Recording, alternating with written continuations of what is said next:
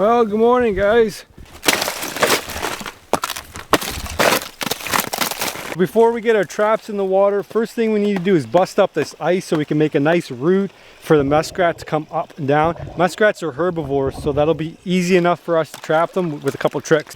We got a beautiful little creek here. It's half frozen, half defrosted. You can probably hear the water running behind you. So the muskrats are going to start to move quite a bit more. We don't want to trap too many at this time of year because they move so much because they're looking for breeding partners. So they'll be moving up and down the creek. I'm going to try for 3. I only have 3 traps. These are supplied by Duke.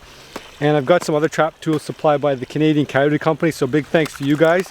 In the family body grip traps, it works like a big giant rat trap. And what it does is basically it crushes the animal, same as a rat or rodent trap, mouse trap. All right, now that we got the ice all busted up, we get our trap set. These are pretty simple.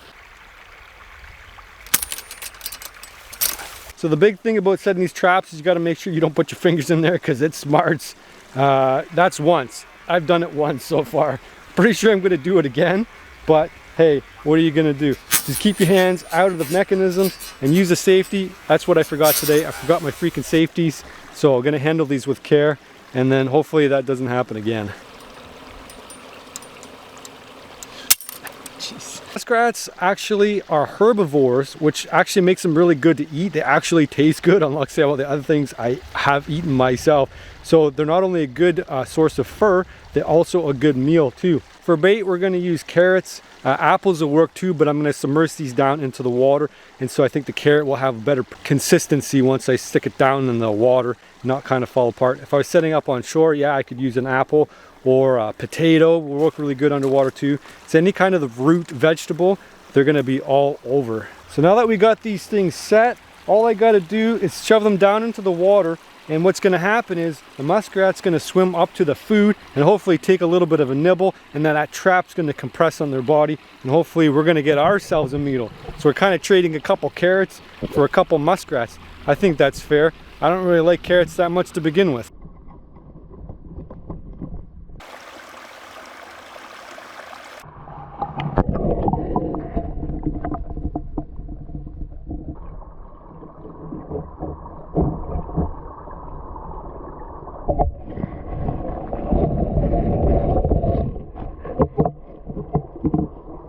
Boy, that water is super cold. So what we're hoping happens is those muskrats will swim up through the channel here.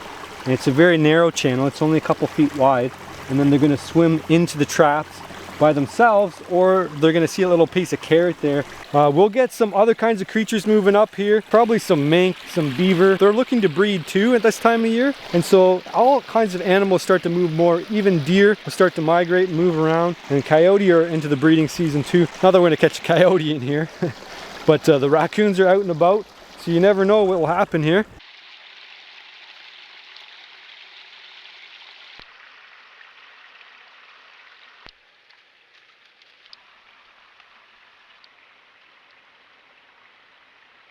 So it looks like we are not successful. All 3 traps are still empty. It's been 2 days. So I'm gonna go find Kevin, and we're gonna come up with plan B. This thing I think is gonna work. It shouldn't take us too long to put them together. We'll throw them in the creek and see if we can't be successful with that strategy. You're supposed to put your head through that so you don't chew on your arms. Minnow trap. Submarine muskrat trap. It says right on it, funnel pattern. Look at that. So here's our wire mesh, this 1-inch regular wire meshing, fencing meshing. So we'll roll this out. It's gonna be 30 inches long or so, or 30-inch loop, 4 feet long, something like that. So kind of screwed up here. We didn't grind off the sharp pointy bits on the screws here on the cone. And what's happens is when the muskrat goes inside the cone, it can't quite figure out how to get out. It's kind of like a giant minnow trap. Same principle here. We've got the blades here from Princess Auto. So Kevin's gonna reach up inside this other trap that we haven't completed yet and grind off the bits. We already did this one. We should have done it before we assembled it, but you know, might as well do it now.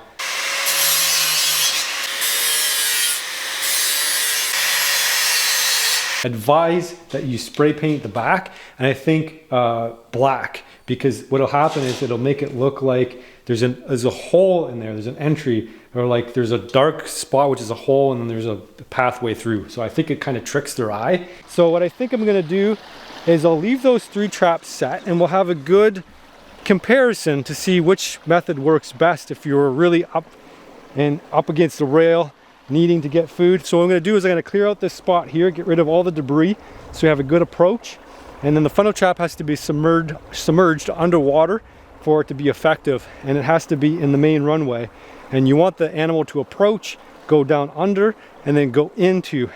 These trap systems are all designed in a way that it causes the least amount of stress on the animal as possible. They are humane and they're tested to be humane. So let's get this trap down inside the water and see what we can do. So there we go, we got it suspended like a couple inches, because it's not very deep here, so it's only a couple inches below the surface, which is ideal, because anything traveling in this direction here, instead of going up and over, which is cumbersome, they'll just see that hole and they'll glide through there, and then when they get to the end, they're not going to figure out how to get out.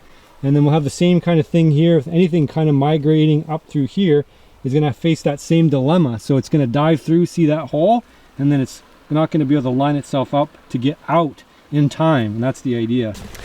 Well guys, I came out yesterday.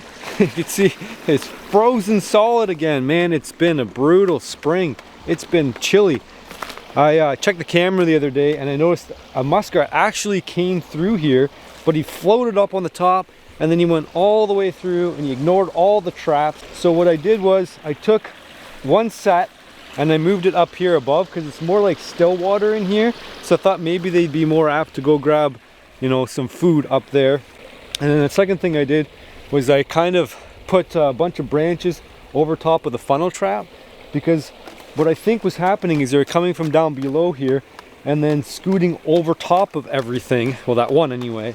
Well guys, I decided to change the scenery up completely, and I tried a different spot up here. I'm well up the creek here, and I put this trap in a couple days ago, so I've been trekking it every day, having no luck at the other spot. And unfortunately I don't have a trail camera on here, but I did manage to catch myself a freaking muskrat. Finally! This has been going on for like 8 days now, giant one or not, but we'll have to dry him and have a look at him. We can't actually skin him like this. He's got to be dried first. So I have to open this guy up, switch you guys over to the tripod, and we'll get him out and get him dressed up. Oh, there we go guys. This trap worked beautifully, although slowly. And obviously that could be simply because there's just not that many rats around here.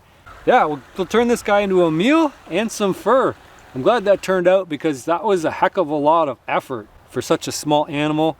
But I've learned a lot doing this. I've learned a lot setting the traps, and I've learned a lot on locations. So having multiple locations is obviously a really, really good idea when you're trapping. Diversify your assets.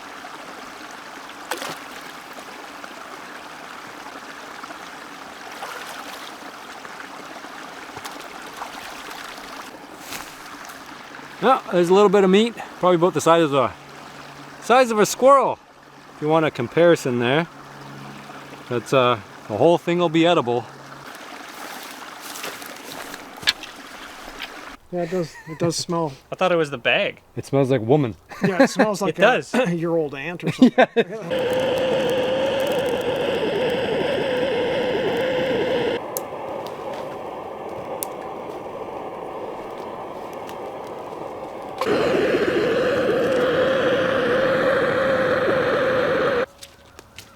They must use that scent gland in perfume. They have to. There's no other way. It's too similar to that smell. So next time you smell old lady perfume, she smells like a muskrat.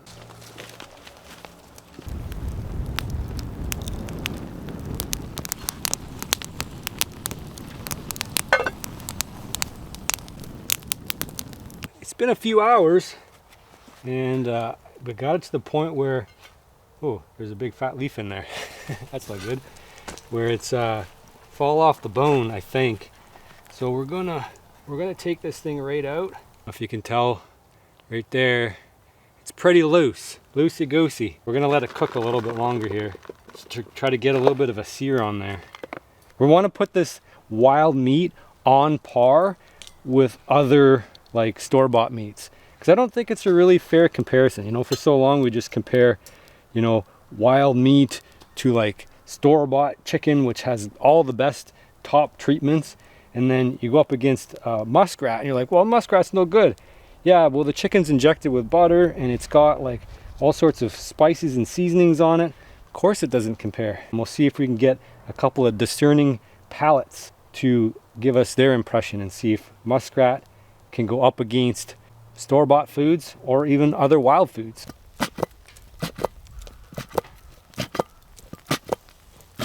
I don't know, it's kind of fall off the bony. I think it's pretty close, as close as I can do with a wild meat. I wish that sauce makes it, probably make it look like it's tastier, and it actually is tastier. So it's gonna, like, anytime you add something that you would normally add to like a wild food to make it look like it's more modern, will make it look more palatable. Not only looks, but tastes. It is dry, I'll give it that. It's always dry though. But imagine if you like could inject it like a turkey, full of butter or something. That would kind of help. You got the rib cage. Rib cage. So there's probably not a lot of meat on it, but Could be enough there. Gotta watch the bones on that. Kevin's digging in there over there too. right now all I can taste is the sauce and the spices. Yeah, so it tastes like a modern food. So it's very similar to any meat you would prepare that way, right? So could you compare it to any wild meat or domestic meat? Or it just tastes like meat? Actually, a little bit like duck. Duck. Okay, I'll take duck. Duck's not bad. What do you think? Kevin's back here, what do you think? Tastes like a roast. Like roast beef? Yeah. Roast beef, It's got a okay. consistency of roast beef. But Okay. it tastes like ribs Like- because of the sauce. I think it tastes fine. Like No, it's good. I could eat that all day long. Like if the only thing you ever ate was muskrat, you'd be like, that's all right, we're eating Yeah. muskrat again. It's better. It's one of the better ones you've cooked, I think. On par with, what's the other one you like? Squirrel? Bone. Crow with bacon was good. No, it was good. It was good. It wasn't really what I expected, but it certainly wasn't really gamey, although there is a little bit of a wild taste to it. Yeah. What's the percent wild on there? I think it's like 2% wild maybe? Yeah, I'd maybe give it slightly more, maybe 10% or something, 10%, okay. but and more in the aftertaste, not when you're actually chewing it. Yeah. So no, very good.